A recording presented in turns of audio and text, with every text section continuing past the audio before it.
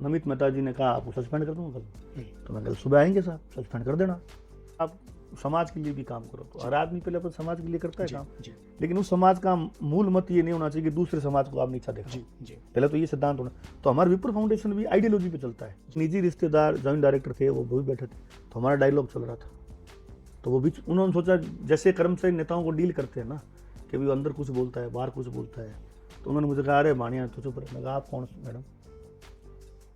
ये मेरे joint director है। तो मैंने कहा ये बीच में कैसे बोलते, आप तो हमारी बहुत गंभीर वार्ता चल रही। तो उन्होंने कहा मैं तेरा मामा लगता हूँ। मैं बिल्कुल 6 बजे बाद चौक में।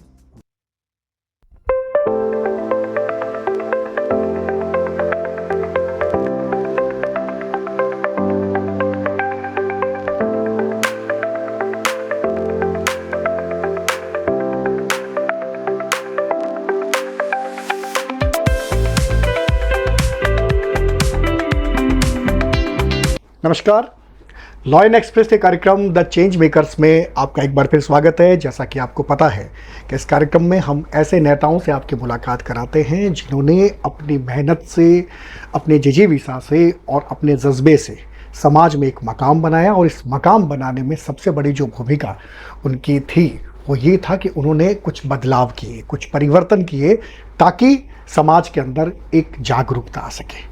आज हमारे साथ एक ऐसे ही नेता शामिल हैं जिन्हें अलग अलग तरीके से पहचाना जा सकता है। वो एक बहुत अच्छे मानस पाठी हैं, विप्र आंदोलन के अगुवा हैं। उन्होंने कर्मचारियों की राजनीति की, बहुत कम उम्र में IGNP जो कर्मचारी यूनियन है उससे जुड़े, और आज भारतीय जनता पार्टी की राजनीति भी वो कर रहे हैं। जी हाँ, मेरा इशारा है भंवर जी पुरोहित की तरफ।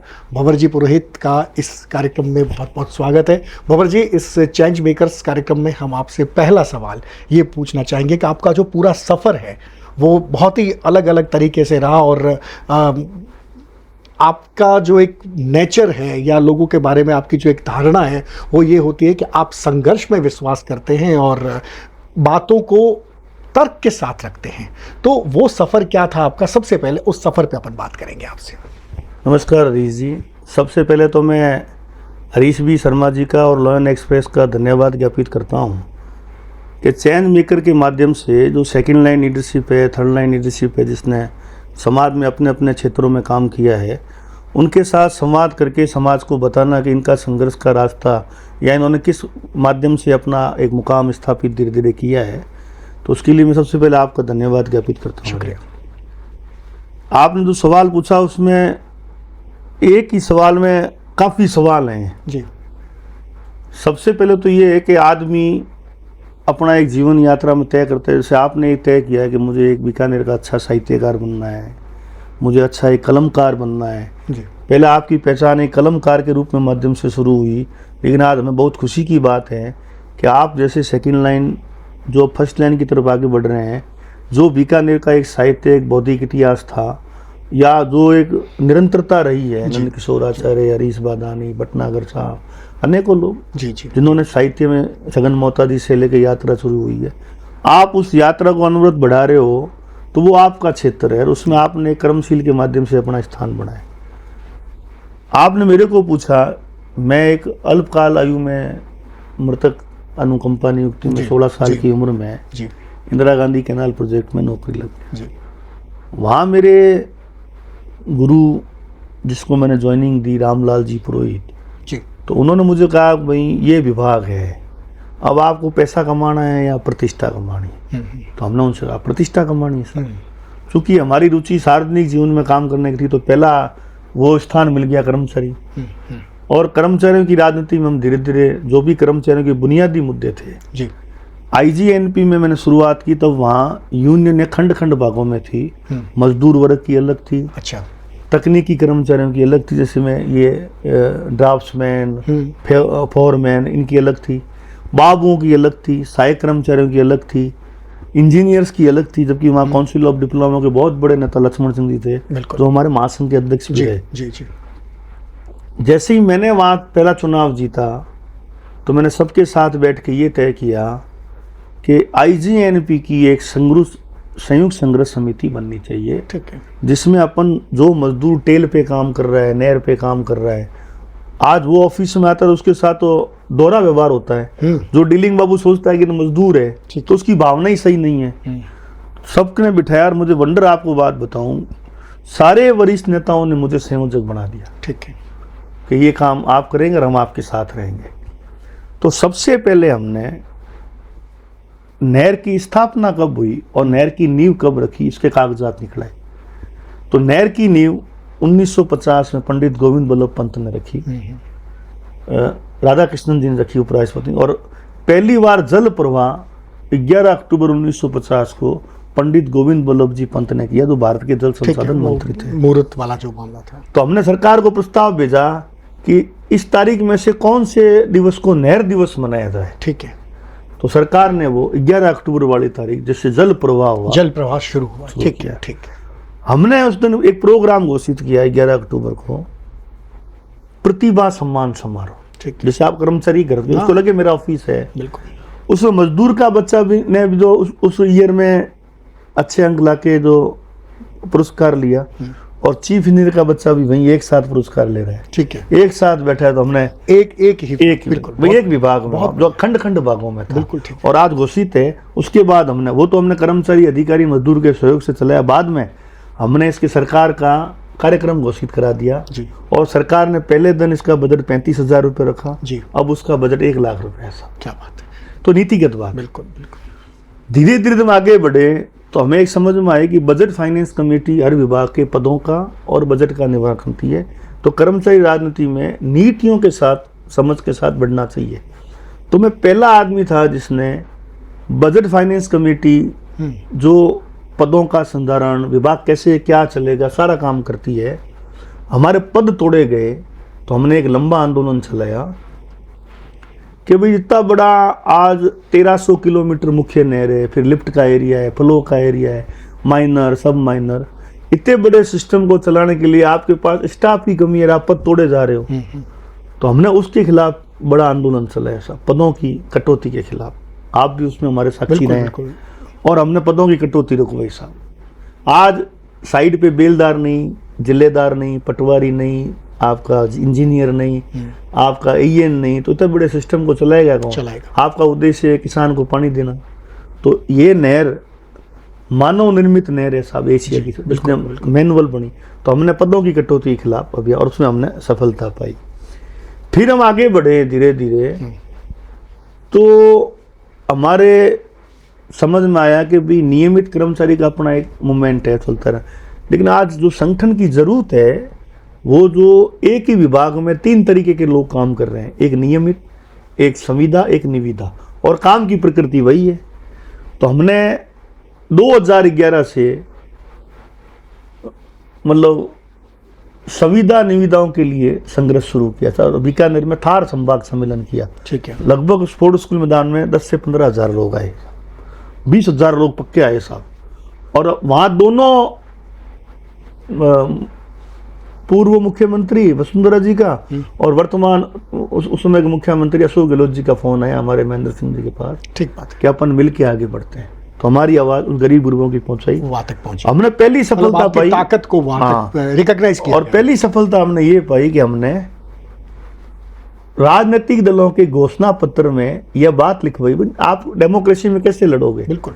उनके घोषणा पत्र में ये डलवाया कि हमारा अगर राज आएगा तो संविदा निविदा पे हम नियमितीकरण का रास्ता निकाल। मतलब भारतीय जनता पार्टी और कांग्रेस दोनों के मैनिफेस्टो में। बिल्कुल, बहुत बढ़िया। ये बड़ी बात थी। बहुत हमने नीतियों से संघर्ष किया। बहुत बढ़िया। फिर कर्मचारी क्या है, पॉलिटिकल लीडरों से बहुत डरता है। तो हमने इन्हीं मुद्दों को इकट्ठा करके अल्लाह बोल प्रोग्राम चलाया, आपको याद होगा। जी, बिल्कुल। किसी कर्मचारी नेता ने नहीं चलाया। उस अल्लाह बोल में ये था कि जो हमारे पद टूट रहे हैं, इंजीनियरिंग कॉलेज के बच्चों को नियमित नहीं कर रहा है, वेटरनरी, संविदा, निविदा बना के हमने सारे नेताओं के यहाँ घर अल्लाह बोल किया। बिल्कुल ठीक है। और 2 नेता अड़ गए कि हम कुछ नहीं समझते। मैं उनका नाम नहीं बताना चाहता, दोनों वरिष्ठ नेता हैं। ठीक है। उन्होंने कहा कि आप तो अपना अखबार में फोटो करने के लिए कर रहे हो। तो जब वो अल्लाह बोल की डिजाइन बन गई तो कर्मचारियों ने कहा शुरुआत किससे करोगे, तो मुझे नाम तो बताना पड़ेगा। री जी, जनार्दन जी कल्ला से हमने बोनी की। मैंने उनको आग फोन किया। ठीक है। मैं कल से गिर रहा हूँ कि शुरुआत आज। तो उन्होंने पूछा मासूम क्यों? तो मैं थोड़ी बोनी ठीक है। ठीक है। ठीक है। तो हमने बाकायदा उनके घर घेराव किया और आप देखिए वो ससम्मान बाहर आए। उन्होंने सबसे कहा अंदर आओ यार, आप जलपान मतलब करो। बिल्कुल उन्होंने, मैं कहा हम सब आंदोलनकारी हैं, आप बाहर आ जाओ। और हमने आपको गिराव कर लिया है। बीकानेर की पदों की कटौती, इंजीनियरिंग कॉलेज में बच्चे काम कर रहे हैं उनके, ये राजस्थान। उन्होंने अपना ब्लैंक लेटर पेड दिया कि क्या आपकी मांग जायज़ है, क्या आप भर लो साहब। बहुत बढ़िया। अर्जुन नाम जी ने हमने सबको पत्र लिखा, अर्जुन नाम जी ने सरकार को भेज दिया। ठीक है। जितने जनप्रतिनिधि थे 2 लोग अड़ गए साहब, माननीय देवी सिंह जी भट्टी और गोपाल जोशी जी।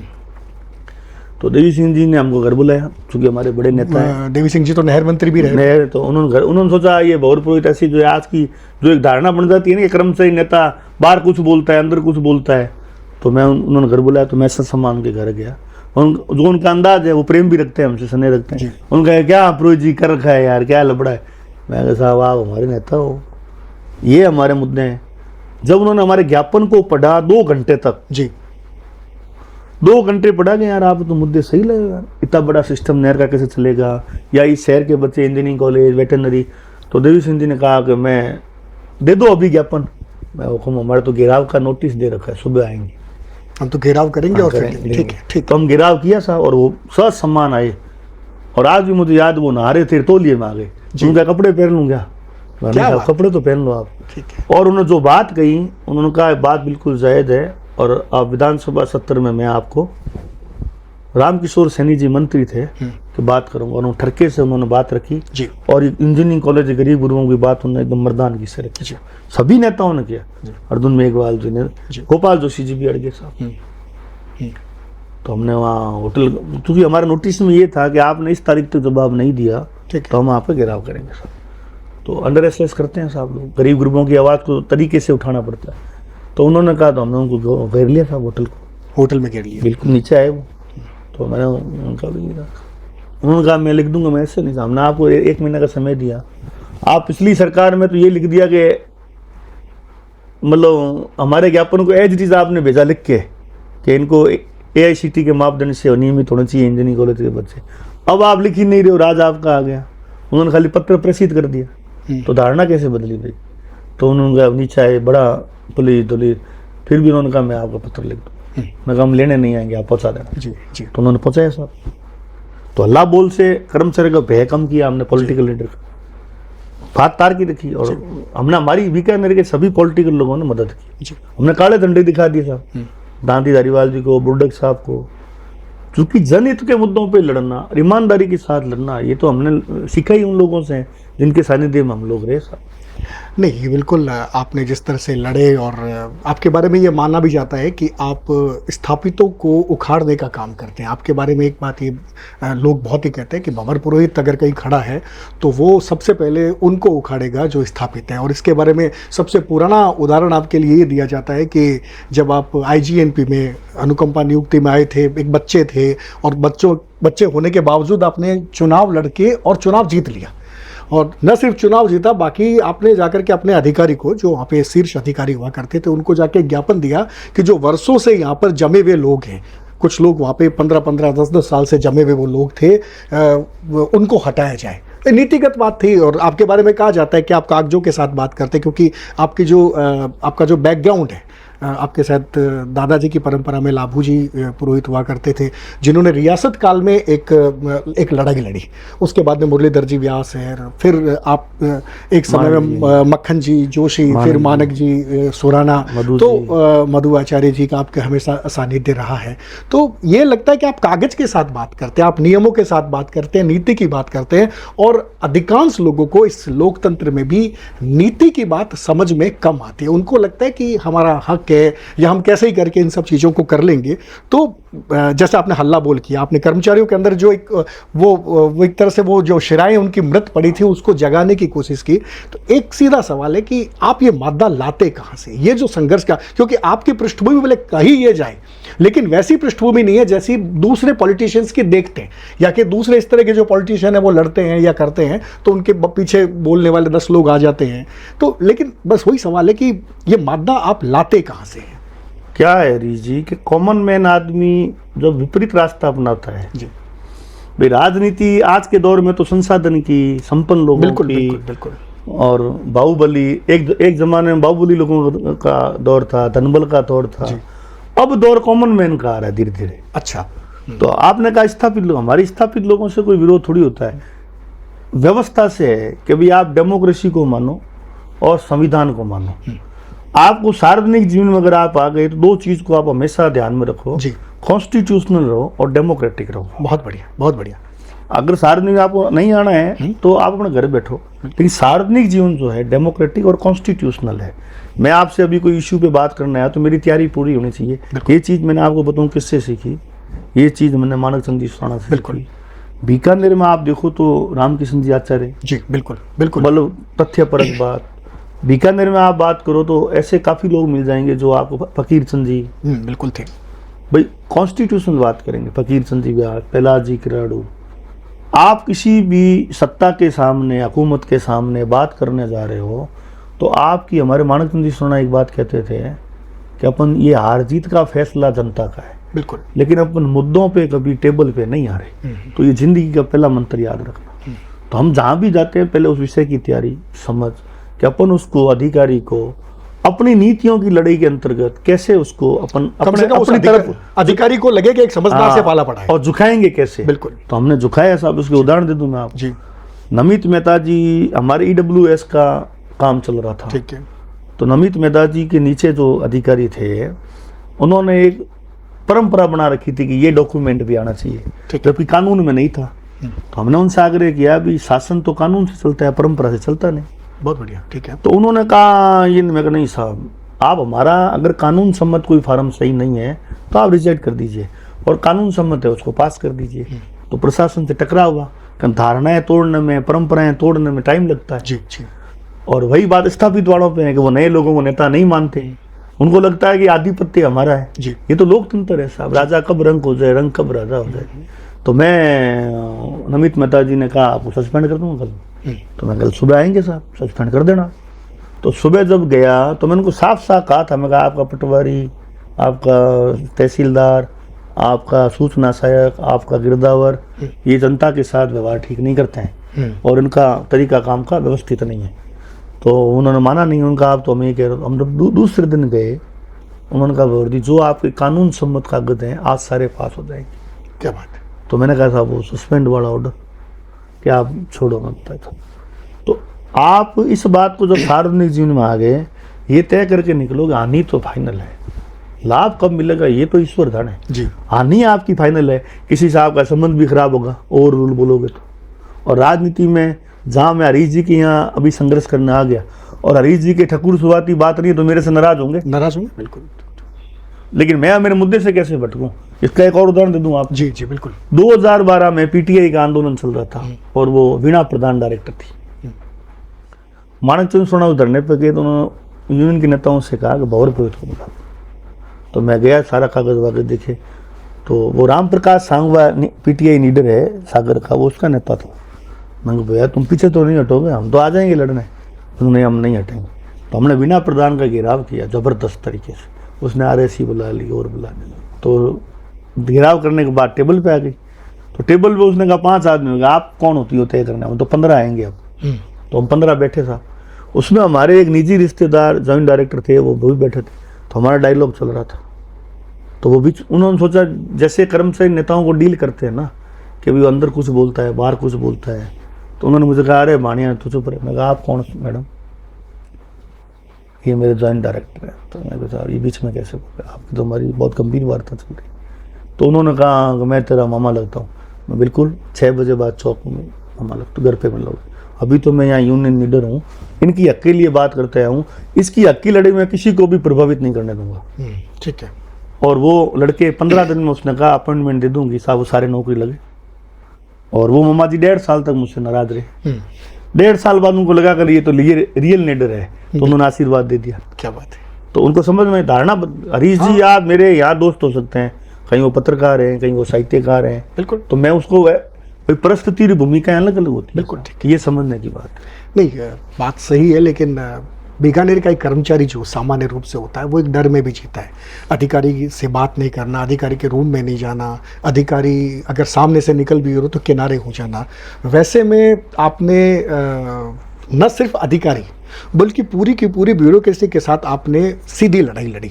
सिर्फ आपने नमित मेहता जी की बात तो आपने बताई है, लेकिन मेरी जानकारी ये है कि उससे पहले भी ऐसे बहुत सारे कलेक्टर हुए जिन्होंने अलग अलग समय में आपको सस्पेंड करने का कहा कि मैं आपको सस्पेंड कर दूंगा, और फिर लेकिन आपका मुझे लगता नहीं कि कभी सस्पेंशन नहीं हुआ, कोई भगवान की कृपा रही। कभी कभी इस तरह सस्पेंशन नहीं हुआ, अनकॉन्स्टिट्यूशनल रही नहीं कभी। हाँ, तो आपका सस्पेंशन नहीं हुआ। और इसके साथ साथ आपकी ब्यूरोक्रेसी से लड़ाई थी, राजनीतिक विचारधारा आपने कहा कि हमेशा उसमें रहा, एक कॉन्ट्रीडिक्टरी विचारधारा के साथ हमेशा चलते रहे आप। आईजीएनपी में जब आपको सबको साथ में लेकर के एक मंच पर चलना था तब आप मंच पर चल रहे हैं, और जब आप विप्र फाउंडेशन की राजनीति करते हैं तब आप ब्राह्मणों की राजनीति करते हैं, और भारतीय जनता पार्टी की जब टिकट मांगते हैं आपकी, क्योंकि इसी रूप में हम ये मान सकते हैं कि आप विचारधारा से भी भारतीय जनता पार्टी के, वरना आप तो समाजवादियों के बहुत करीब रहे हैं, तो उनके साथ भी जब आप टिकट मांगते हैं तो एक अलग बैकग्राउंड हो, आपका पूरा स्टैंड होता है। लेकिन एक इन सब के बीच में आता है कि आप एक पूरा का पूरा एक टर्नियर होता है आपका 2012-13 का, जब आप वार्ड में निकलते हैं, और उस वक्त अविनाश जी व्यास के साथ निकलते हैं, तो ये सारा का सारा जो है उसमें एक जो भाव आता है वो ये आता है कि नहीं, मुझे संघर्ष करना है और संघर्ष करके जनता को कुछ ना कुछ देना है। ये जो बात है कि वो जो आपने वार्ड निकले, वार्ड परिक्रमा की, और उसकी भी एक अलग से कहानी, एक समानांतर कहानी आपकी सब चीज़ों के साथ चलती रहती है। कुछ दौरान अपना प्लॉट भी आपको बेचना पड़ा, और तो ये सब चीज़ें मिला करके जो एक भंवर पुरोहित का जो एक कैरिकेचर तैयार होता है, एक स्केच तैयार होता है, वो ये होता है कि यहाँ पर एक ऐसी बात है, कहीं ना कहीं कसमसाहट है, कहीं ना कहीं एक आग है जो यहाँ पे अगर जगह नहीं मिल रही तो मुझे मेरी बात तो कहनी है, और मैं अपनी बात तो कह के रहूंगा। वो जो है वो क्या है? अविनाश जी हमारे साथ नहीं चले, हमारे साथ चले देखो शिव किशन जोशी जी, तो पुराने बीएमएस के नेता जी। अब पहले सोशलिस्ट जो भाजपा की तरफ आ गए, हम उन लोगों की तरफ साथ आ गए जी, और फिर हमने पंडित दीनदयाल उपाध्याय की बात को आगे बढ़ाते रहे जी, क्योंकि आप एक विचारधारा में नहीं रहोगे तो आप जिंदा ही नहीं रह पाओगे जी जी। तो उस समय राजेंद्र जी भी आपके, शिव किशन जोशी जी, शंकर पुरोहित जी, हमारे नारायण जी चौहान है, ठीक है, मेघवाल परिषद लेकिन कर्मचारी ने वो, तो वो लोग हमारे साथ नुक्कड़ सभा में चले। नुक्कड़ सभा का एक क्या साहब जीवंत उदाहरण है जी, भाई किसी को अखड़ सकता होगा बात है लोकतंत्र में, सार्वजनिक जीवन में बीकानेर की जो व्यवस्था थी वो वही आप कह रहे थे, बात आ गई वापस, स्थापित लोगों के हाथ में थी, दोनों के जी, एक ही परिवार के दो लोग जी जी। उन्होंने 50 साल में, जब हम भाई आप कह रहे हो मैं पार्टी को टिकट दे, तो टिकट की परीक्षा तो जन संघर्ष है, जनता का मुद्दा है, बिल्कुल, आज उसके इलाके के विकास का मुद्दा है, आपके बुनियादी सुविधाओं की लड़ाई का मुद्दा है, तो आप वहीं से क्रिएशन करोगे, आगे बढ़ोगे, बिल्कुल। तो हमने धीरे धीरे जब देखा तो बीकानेर की पॉलिटिक्स में, जो बीकानेर अन्य डिवीजनों के तुलना में बढ़ना चाहिए था, आज आप देखो कि भाई कोई कहता है कर्मचारी काम नहीं करता, हमने तो मानव निर्मित नहर बना दी, आज ऐसी कोई नहर ही नहीं बना सकता, बिल्कुल बिल्कुल, ऐसी कोई नहर ही नहीं बना सकता। रेवेन्यू के एक्सपर्ट लोग, बीकानेर के लोकल लोग, जो रेवेन्यू बड़ा एक काम होता है जी, आपके सिविल इंजीनियरिंग में तो नेचुरल है, धारणा बनती रहती है।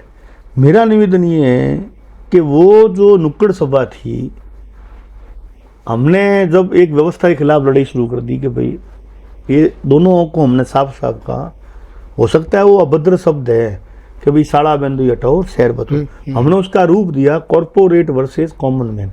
हमें लगा कॉर्पोरेट कार्यकर्ताओं का दबदबा ज्यादा है, जन संघर्ष के कार्यकर्ताओं का दबदबा कम है, जबकि बेचारा जन संघर्ष का कर्मचारी नागरिक के हर सुख दुख में खड़ा मिलता है, ठीक है। और कॉर्पोरेट कर्मचारी, आज हरीश जी पावर है वहां आ गए, भंवर जी पुरोहित पावर में वहां आ गए, तो हमने उस व्यवस्था के खिलाफ जागरूक नागरिक ही लड़ेगा हरीश जी। आज आप कलम के धनी हो, आप व्यवस्थाओं के खिलाफ तो किताब लिखते हो, व्यवस्थाओं के खिलाफ आर्टिकल लिखते हो, वो आप क्यों लिखते हो? आपको एक जीवित आदमी हो, जिंदा रहने का प्रमाण ये है कि आप व्यवस्थाओं के खिलाफ संघर्ष करो, और आप जिंदा नहीं हो तो आनंद लो। तो हमने वो नुक्कड़ सभा स्वामी विवेकानंद लोक चेतना नुक्कड़ सभा, स्वामी विवेकानंद लोक चेतना वाली, लोक चेतना लाए और एक पैम्पलेट निकाला पूरे 52 से लेके 2013 तक का, ठीक है, कि बीकानेर कहाँ है, अन्य डिवीजन कहाँ है, शिक्षा में, स्वास्थ्य में, औद्योगिक उद्योग में। बीकानेर के लोकल आदमी तो पता ही नहीं है व्यापार क्या है साहब, समझ ही नहीं बढ़ा रहे हैं उसकी। तो जबकि बीकानेर संपन्न जिला है, बीकानेर के लोगों की सोच बड़ी है, लेकिन लीडरशिप ऐसी आ गई जी जिसने उसको उस क्षेत्र में आगे नहीं बढ़ा पाई। उनके क्या गुण दोष रहेंगे वो जाने, लेकिन हमने समझा तो हमने एक पैम्पलेट तैयार करके उस हमारी नुक्कड़ चेतना सभा में किशन घंटी, क्रांतिकारी जो लोग थे वो सारे चले। बिल्कुल बिल्कुल। रामलाल जी पुरोहित, नारायण चौहान, शंकर पुरोहित, शिव किशन जी जोशी, अनेकों फोटो पड़े हैं मेरे पास, काफी हमारी टीम थी। तो हमने वो आवाज बुलंद की उठी, तो स्थापित लोगों ने हमसे पूछा कि ये क्या ले। मैं कहा आप देख लो, जो हमारा पैम्पलेट गलत है तो आप देख लो, ये 52 से लेके 13 तक का है और उसमें हमारा ठीक रहा, लोगों को समझ में आई। लेकिन लोगों के समझ में आधी आई तो 18 में हम लाए एक और, मतलब पूरे वार्डों में कि बीकानेर में परिवर्तन का और खेल चलो। तो नुक्कड़ सभा के बाद हम एक कार्यक्रम और लाए। व्यवस्था के खिलाफ लड़ना तो पड़ेगा ना रीजी, आप सार्वजनिक जीवन में आए किस लिए हो? नहीं वो बात ठीक है, लेकिन इन सब चीजों को साध कैसे लेते हैं? मेरा जो विषय है कि भाई जैसे आप विप्र फाउंडेशन में जब जाते हैं, विप्र फाउंडेशन में क्या जातिवादी नहीं हूँ, बिल्कुल हाँ, ये मैं बेसिकली यही पे आना चाहता तो हूँ। उन्होंने जब समरसता मुझे की कहा जो बात करते कि भाई आप समाज के लिए भी काम करो, तो हर आदमी पहले अपन समाज के लिए करता है काम, जी लेकिन उस समाज का मूल मत ये नहीं होना चाहिए कि दूसरे समाज को आप नीचा देखो। जी जी पहले तो ये सिद्धांत होना।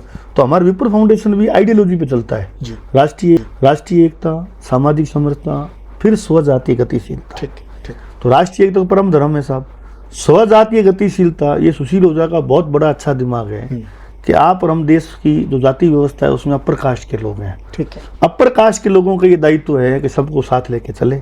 अगर उसमें गिरावट आई है तो फिर समाज कैसे सदेगा? जी तो हमने सामाजिक समरसता का पहला उदाहरण है साहब बीकानेर में कि जगदीश वाल्मीकि हमारे सामाजिक समरसता का जिला अध्यक्ष है।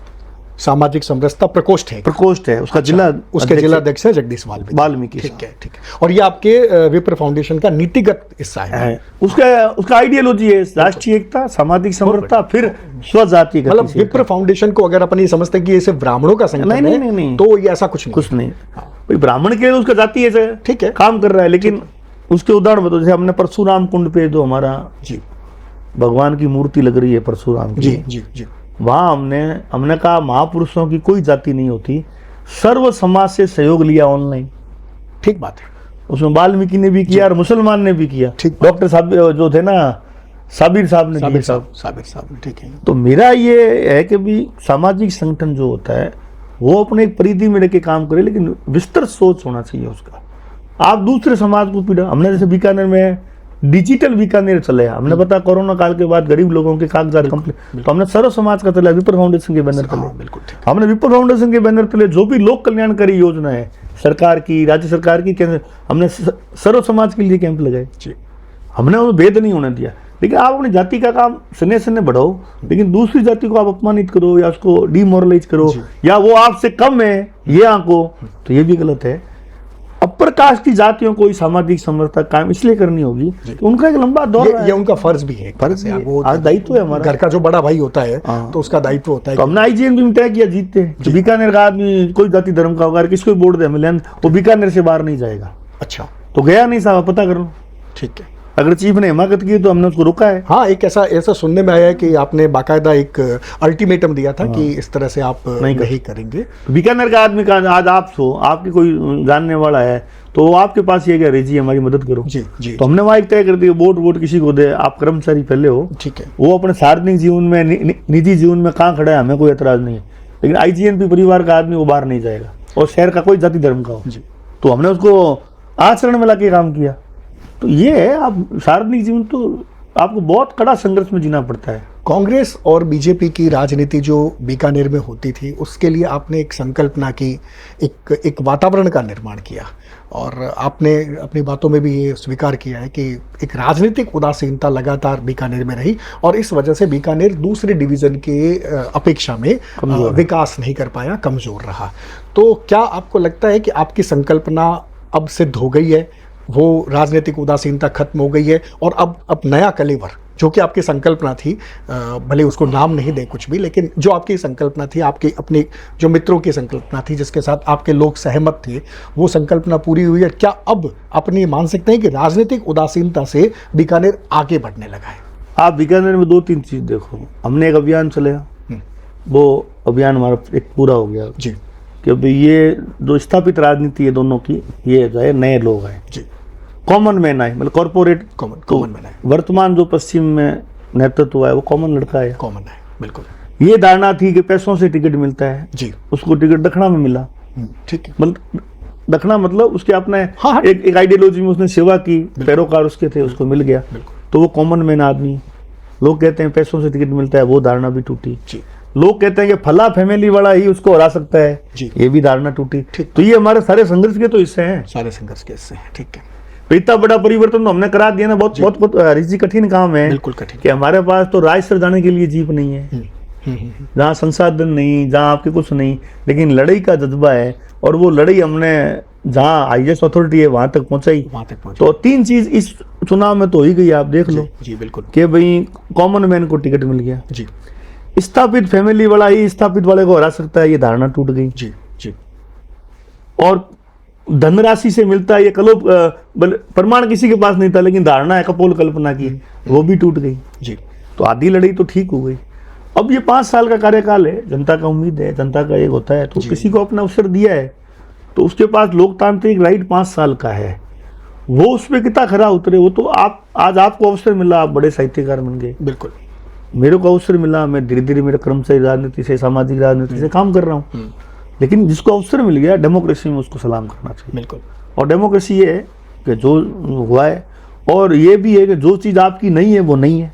ठीक है, तो ये लड़ाई हमारी तो व्यवस्था के खिलाफ जारी रहेगी, लेकिन क्या है, समय कुछ देना चाहिए। एक आदमी, साधारण आदमी आया है, तो उसको अपना इंफ्रास्ट्रक्चर जमाने में, मैनेजमेंट करने में बहुत कठिनाई आती जी, है। जी, तो वो अभी तो इंतजार करो 2-3 साल 4 साल, उसको अवसर मिला और वो प्रयास कर। तो एक चीज तो बढ़िया हो गई ना कि वर्तमान जो नेतृत्व है, आप रात को 12 बजे फोन कर लो, उठाता है। हाँ, ठीक है, तो ये धारणा तो खत्म हुई कि यार हरीश जी ने कहो, उसको कहो, ये तो है ही नहीं। बिल्कुल, उसको ये विश्वास है कि रात को 12 बजे हमारी बात सुन लेगा, तो ठीक है। धीरे धीरे बदलाव तो धीरे धीरे आता है ऐसा। ये एक आशावाद है आपका कि राजनीति में जो बदलाव आता है उसके बाद में भी हमें इंतजार करना पड़ता है कि अब ये नई करवट कैसे बदलेगा। लेकिन फिर भी बीकानेर को लेकर के आपके पास एक योजना होगी, एक सपना होगा कि ये जो बीकानेर है, क्योंकि जब आप ये कसक आपके सामने आती है कि बीकानेर ने वो स्थान हासिल नहीं किया जो उसको कर लेना चाहिए था, तो उसके लिए आपके पास कोई अभियान, कोई योजना? बीकानेर का इतिहास आप पढ़ो, जी, BHU बना मदन मोहन मालवीय, तो गंगा सिंह जी का स्थान था, बिल्कुल, चांसलर थे। बिल्कुल, तो बीकानेर का स्थान तो वो है भारत में। बीकानेर के जितने भी साहित्यकार आज से 50-40 साल पहले, उनका भारत में बड़ा स्थान है। बिल्कुल, बिल्कुल, बिल्कुल, बीकानेर की लीडरशिप का ये है कि बीकानेर लीडरशिप ने यहाँ जो व्यवस्था के खिलाफ बुलंदगी की आवाज है, सुखाड़िया को शहर में नहीं आने दिया। बिल्कुल, बिल्कुल, बीकानेर की स्थिति ये है, गोकुल प्रसाद जी पुरोहित जैसा MLA है जिसने बीकानेर के लोगों को एक रास्ता भी दिखाया, किसानी, खेती का, पावर का, या अपन व्यवस्था में राज में कैसे रह सकते हैं, बिल्कुल, भी बताया। लेकिन जब राजनीति 80 में बदली तो व्यापारियों के हाथ में आ गई। तो अब रे आप हमें पूछ रहे हो विजन क्या? विजन सबसे बड़ा शिक्षा का केंद्र होना चाहिए साहब जी। हमने केंद्रीय विश्वविद्यालय की लड़ाई लड़ी, व्यास कमेटी की रिपोर्ट के बाद भी, व्यास कमेटी की रिपोर्ट के बाद भी वो यहाँ नहीं रह पाया। तो ये इसके जिम्मेदार कौन है साहब? जी, आप और हम तो नहीं है। हमने ना, आपने तो एक आवाज बुलंद की व्यास कमेटी की रिपोर्ट ने बीकानेर में पक्ष में रिपोर्ट दी थी। आज केंद्रीय विश्वविद्यालय होता जी। तो बीकानेर का शिक्षा के क्षेत्र में कहाँ होता? जी आप खुद बता दो। बिल्कुल, बिल्कुल, आज इंजीनियरिंग कॉलेज आधी अधूरी है साहब, बिल्कुल, पॉलिटेक्निक कॉलेज शहर के नौजवान को पता ही नहीं है। आप शहर के नौजवान को वो पढ़ाई कराओ। आज वैश्विक दौर है, आर्थिक उदारीकरण का दौर है, रोजगार परक शिक्षा, उसकी तरफ आप अगर लीडरशिप ध्यान दें तो ज्यादा बेटर रहेगा। हम भी ऐसी इसमें प्रयास है, हम रुकेंगे थोड़ी सा। बिल्कुल, हमारा भी है कि हम नौजवान को कैसे जाने। तो हमारे विप्र फाउंडेशन ने संकल्प लिया है कि हम कैरियर काउंसलिंग के माध्यम से नौजवानों को रास्ता बताएंगे। जी, भाई मार्ग बताना कठिन हो रहा है आज की पीढ़ी को, तो ये हम करेंगे। शिक्षा सबसे बड़ी चीज है किसी समाज को परिवर्तन करने की। आपकी प्रायोरिटी अगर मैं पूछूं, आपके सामने 4 मैं सवाल रखता हूं और 4 सवाल में आपकी प्रायोरिटी क्या है, तो आप बताएं। पूरा व्यक्तिगत जीवन है, परिवार को मैं शामिल नहीं करूंगा। आप मानस पाठी हैं, विप्र फाउंडेशन से जुड़े हुए हैं, IGNP के कर्मचारी नेता हैं और राजनीति भारतीय जनता पार्टी करते हैं। इसमें प्रायोरिटी की बात करें तो आप पहला नंबर किसको देंगे? दोबारा बताओ। मैं आपसे आपके सार्वजनिक जीवन की प्रायोरिटी की बात कर रहा हूँ। परिवार का तो बारे में, आपके परिवार के बारे में हम जानते हैं कि आपने परिवार के लिए किस रूप में अपनी पूरी के पूरी जो समर्पण किया है। आपकी नौकरी लगी और उसके बाद में आपने माताजी को तनख्वाह देनी शुरू कर दी और भाई को सारा संभला दिया और सार्वजनिक जीवन में। मैंने आपको चारों का उत्तर एक चीज में दिया, कॉन्स्टिट्यूशनल और डेमोक्रेटिक। नहीं, मेरा दूसरा सवाल था। मेरा सवाल ये था कि अगर आपकी प्रायोरिटी हो, अगर आपको 4 जगह से समान रूप से आवाज़ आती है, बीजेपी कार्यालय से आपको आवाज़ आती है, आपको आईजीएनपी कार्यालय से आवाज़ आती है, आपको कहीं मानस पाठ में कहीं जाना है और विप्र फाउंडेशन में कहीं जाना है, आप सबसे पहले कहाँ जाना पसंद करेंगे? भाई क्या है, बीजेपी की तो हम अप्रत्यक्ष कार्यकर्ता हैं जी नहीं, अगर आता है तो आइडियोलॉजी आप उसको छोड़ दो। पहला मेरे को तो मानस का सबसे पहले मानस क्या है साहब हमारे जीवन में? रामचरितमानस, क्योंकि आप, मुझे लगता है कि सबसे आपका जो बचपन बीता है वहां से वो चांदी कटले में रामचरितमानस जो है साहब, वो अद्भुत ग्रंथ है मेरी नजर में जी। वो आपको जीवन के सारे सोपान सिखाती है जी। क्या आपको जीवन में कैसे रहना है, जो परिस्थिति है उसके अनुसार। तो आपकी पारिवारिक परिस्थिति अगर बैकग्राउंड कमजोर रहा तो उसमें आप कैसे स्ट्रगल किया, बिल्कुल मुखिया बन के। तो रामचरितमानस का 2 है, मुखिया मुख सोचाइए, खान पान सब एक, पाल रही पोसई सब दिन तुलसी सहित। अच्छा, मुखिया की कोई उम्र नहीं होती है, समझदारी होती है। समझदारी होती है, बिल्कुल। तो वो भाई मैं समाज शास्त्र का भी स्टूडेंट रहा हूँ, तो परिस्थिति भूमिका अलग अलग है। विप्र फाउंडेशन चूंकि सार्वजनिक में जब आदमी कार्यकर्ता होता है तो उसे सारे अनेक संगठन चाहते हैं कि ये व्यक्ति हमारे लिए काम करे। मैंने एकीकृत महासंघ के लिए बहुत काम किया। उसके माध्यम से बहुत मतलब गरीबों की आवाज उठाई। तो विप्र वालों ने सोचा कि यार हमारे समाज का बच्चा है तो हमने उनसे कंडीशन डाली कि हम जातिवादी नहीं है, पहले ही है। तो सामाजिक समझता का हमने जग दी। अब रही आपने कहा प्रायोरिटी किसकी? प्रायोरिटी किसकी? जन सेवा की प्रायोरिटी। जन सेवा की प्रायोरिटी। अवसर मिलेगा तो और करेंगे काम जी, क्योंकि मानस भी यही सिखाता है जी, परिवार भी यही सिखाता है, बिल्कुल। वहां से तो आपको और संगठन भी यही सिखाता है बिल्कुल कि आप समाज में कितना कंट्रीब्यूशन करो उन लोगों के लिए जिनको वास्तव में जरूरत है। हमने हमारे यहाँ शिक्षा निधि ऋण था, तो हमने जब दिए तो हमारी कंडीशन थी ना तो इसका फोटो होगा ना इसकी फेसबुक पे कोई पोस्ट होगी, ये कुछ नहीं होगा। तो नहीं हुई। बहुत अच्छा, सही है। नहीं, उनको मन में कहीं ना कहीं जो बच्चे लेते हैं, आप परोपकार कर रहे हो तो आप घृणा के लिए थोड़ी गिनाने के लिए नहीं, सवाल नहीं सर। तो ये जन सेवा बड़ा केंद्र है साहब। और बीकानेर के लिए आप, अच्छा एमएलए तो एक प्रक्रिया है हरीश जी। आज अनेकों लोग इस देश में एमएलए नहीं बने, विधायक नहीं बने, लेकिन वो कर रहे हैं, काम कर रहे हैं। क्या है, ये तो पार्टियां जन संघर्ष को भी क्या कमजोर मान रही। बिल्कुल। अब इवेंट को ज्यादा अच्छा मान रही। वो इवेंट वाली पार्टियां। एक अंतिम सवाल आपसे मैं पूछूंगा, ये एक टीस की बात भी है और आपने चूंकि अपनी बातों के अंदर ये कहा कि बीकानेर का जो कर्मचारी है, बीकानेर का जो सरकारी कर्मचारी, उसके लिए आपने ना सिर्फ लड़ाई लड़ी बल्कि उसने मानव निर्मित नहर बनाई, उसने काम किया और उसकी वजह से आज बीकानेर के जो ऑफिसेज हैं उनका एक डेकोरम बनता है। लेकिन बीकानेर के कर्मचारियों को, खासतौर से राज्य कर्मचारियों पर एक ब्लेम लगता है कि ये ऑफिस में नहीं आते। ऑफिस में आते हैं तो हस्ताक्षर करने के लिए आते हैं, और यहाँ तक भी बहुत सारे कर्मचारियों के लिए तो कहा जाता है कि उनके हस्ताक्षर भी उनके घर पे आकर के रजिस्टर जो 28वें या 29वें दिन आता है और वो साइन करके भेज देते हैं और उनकी तनख्वाह बन जाती है। ये एक आरोप हमेशा से बीकानेर के सरकारी कर्मचारियों पर लगा। तो चूंकि आपने ये राजनीति, सरकारी जो कर्मचारियों की राजनीति है उसके साथ लगातार आप रहे, मुझे लगता है कि 88-89 से आप इन सब चीज़ों को देख रहे हैं, बहुत इनिशियल स्टेज से देख रहे हैं। बात को करीबन 40 साल तो कम से कम हो गया उस बात को। इस पर मैं एक अंतिम सवाल पूछना चाहूँगा, ये जो एक धारणा बनी लोगों में उसकी क्या है और इसकी सच्चाई कितनी है? 2 चीज़ होती है हरीश जी। समाज संपूर्ण गलत नहीं होता जी, व्यक्ति गलत हो सकता है। कर्मचारी अगर काम नहीं करता तो इतने 75 साल की देश की आज़ादी की यात्रा में काम ही कैसे होता? बिल्कुल बिल्कुल सही है। बीकानेर के कर्मचारी के लिए मैं एक बात बताऊँ आपको, आप खुद देखते हैं बीकानेर के कर्मचारी जब रात को 12-12 बजे तक ऑफिसों में काम करते हैं, वे भी देखने में आए। शिक्षा विभाग में कई बार शिक्षा है, कलेक्टेड है, जो महत्वपूर्ण डिपार्टमेंट है, गिरावट सभी में होती है जी, लेकिन वो कम होती है। लेकिन चूंकि धारणा जल्दी बनती है। आज मैं आपको बताऊं कि आज नहर बना दी हमने, तो आज तो वो संभव है ही नहीं। जी जी जी। आज बीकानेर है, उसका कर्मचारी जो बीकानेर में पानी की सुविधाएं पहुंची है, तो यार उस मजदूर का भी योगदान है, उस इंजीनियर का भी योगदान है। लेकिन चंद लोग गड़बड़ होने से समाज को क्षति मिलती है जी। लेकिन ऐसी कोई धारणा है नहीं।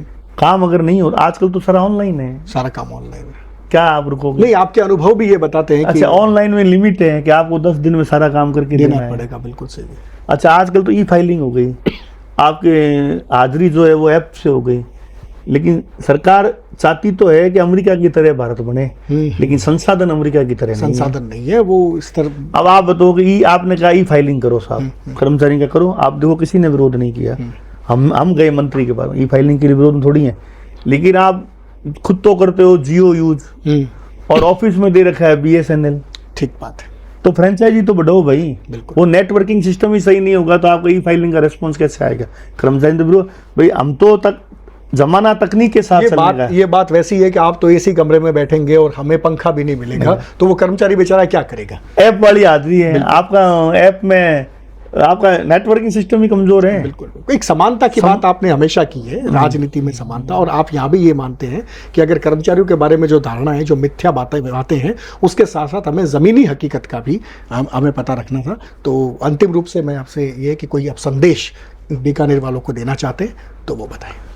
देखो, जो हमारे संपर्क सार्वजनिक जीवन में काम कर रहे हैं और कर रहे हैं, बीकानेर को एजुकेशन हब बनाना चाहिए जी, और शिक्षा ही सब चीज की जननी है हरी जी, परिवर्तन करने जी जी, और उसमें मातृ शक्ति का युवा का बड़ा योगदान होता है जी। तो मेरा निवेदन बीकानेर के लोगों से ही है कि बीकानेर का नाम हिंदुस्तान के इतिहास में या हिंदुस्तान के नक्शे कदम में बड़े स्तर पर है। बीकानेर के नागरिक का दायित्व है कि उसको अपन मेंटेन रखें, बिल्कुल, और उसको सब मिलके आगे बढ़ाएं।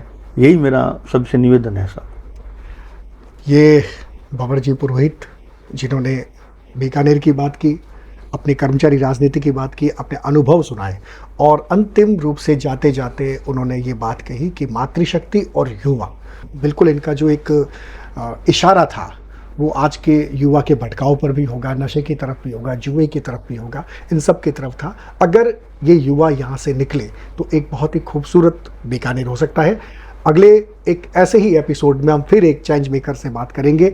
आज के लिए हमें धन्यवाद दीजिए, आप आए यहाँ पे उसके लिए शुक्रिया। बहुत बहुत अधिक धन्यवाद।